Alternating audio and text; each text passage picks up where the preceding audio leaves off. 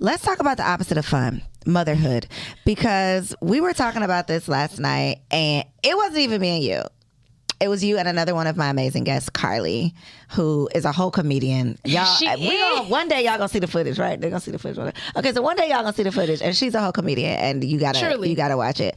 But y'all were having a conversation that I was kind of third wheeling, and y'all were like, I think it was you specifically, was like, I don't like motherhood. And I was like, you are a mother. I'm a whole you mother. You can't say that. I'm a new mom. So I still be like, oh, tiptoeing.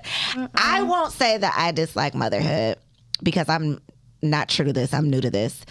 What do you mean by that, though, Alicia? Tell the people. I'm not tiptoeing on the marble floors. I don't like motherhood. What don't you like about it? I don't like the pressure. I don't like the responsibility. I don't like that I am a driver because these tiny humans can't drive.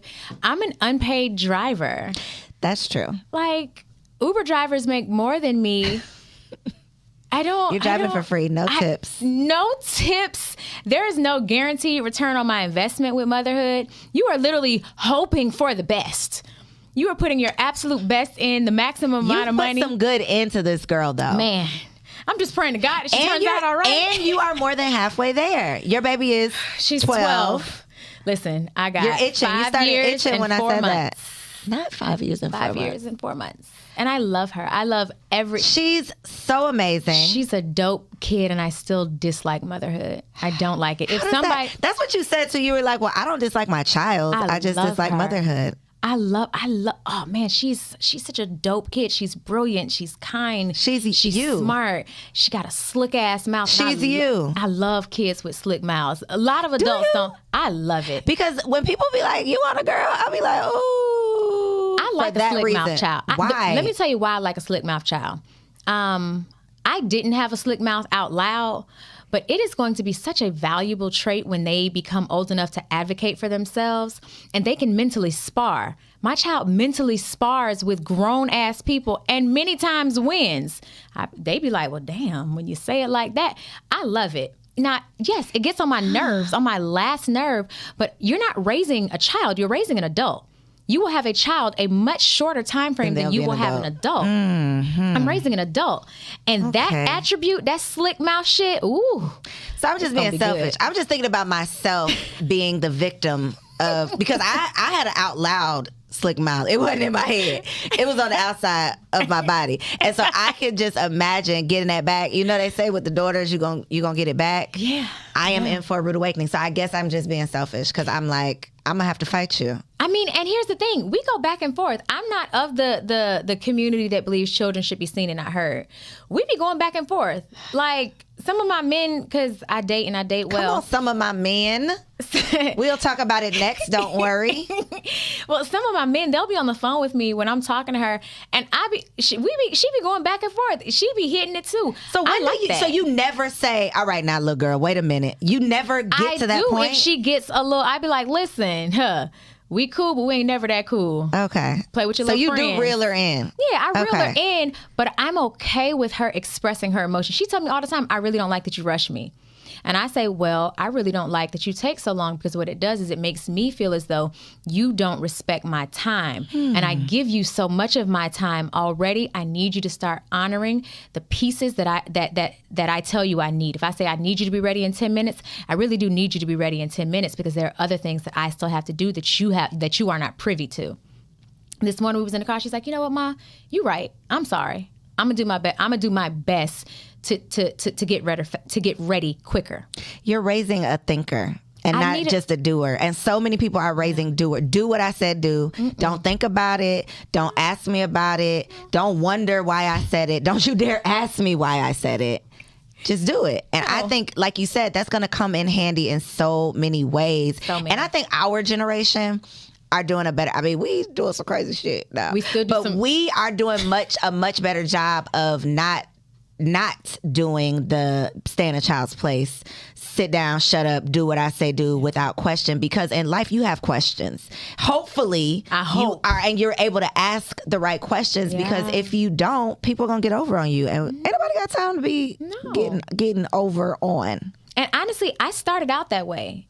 Shut the fuck up, do what I said, don't ask me no questions.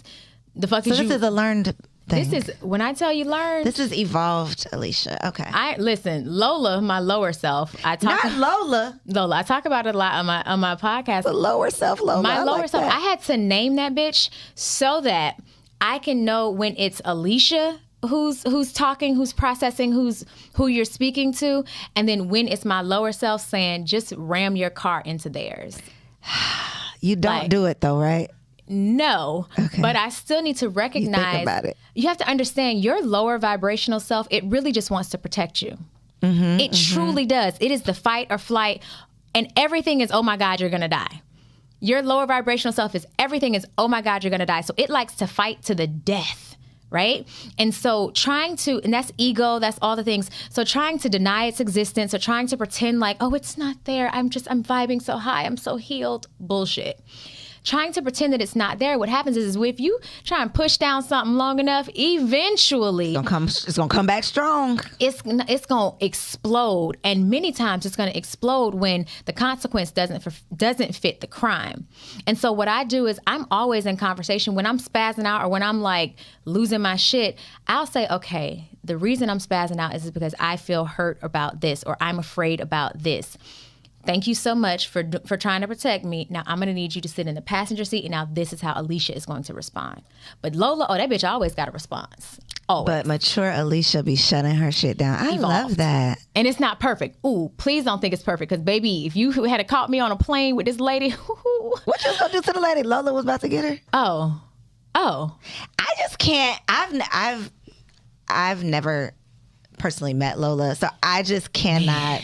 I mean, I could see her coming out of, I could see that she up in there, but I've never seen this, so I just can't imagine. Man. I see the soul, my soul sister. Listen, Alicia, because I vibrate on love and light. You do. And also it can get real and real ratchet real quick. That's the Hennessy. Listen, that's the Hennessy part. I'm the warm tea. That's because warm tea is mostly who I am. Like I want to know people's feelings. I want to make sure you're okay. Like I care, what you're experiencing.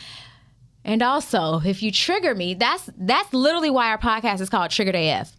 Because once I'm triggered, I become something that I don't like. Kind of like the Hulk. How he's all nice and mild-mannered. But boy, when he get that other side. Yeah. I started this conversation by saying you are one of the most multifaceted people that I knew, and I didn't even know this part. So I was right. I be knowing. That other side is a lot. I be knowing. I do want to talk about Triggered AF. Yeah. Tell us about it. What was your guiding light when you first started it? Because you said you're about to do season 5. So when you initially started it, like, what was your thought process behind it? Man, so I have a co-host, Danny Foster. Hey, girl. So we were in the heart of the pandemic, right? And everybody was triggered. Everybody and their mama. I mean, do I wear a mask? Do I not wear a mask? Do I go to the store? Oh my God, somebody coughed. We all gonna die. Like, it was so many triggers. Things. And then you're at home. You no longer have separation. So you have your partner who maybe you don't mind being around, from 6 a.m. to like 8 o'clock. And then again from like 6:30, 7 o'clock to like 10, 11 when y'all go to sleep. But then to now have to be around them all day long. You know how many marriages and relationships? Hell, I lost a couple of relationships during the panorama. Let me put that in my notes so I come back to this.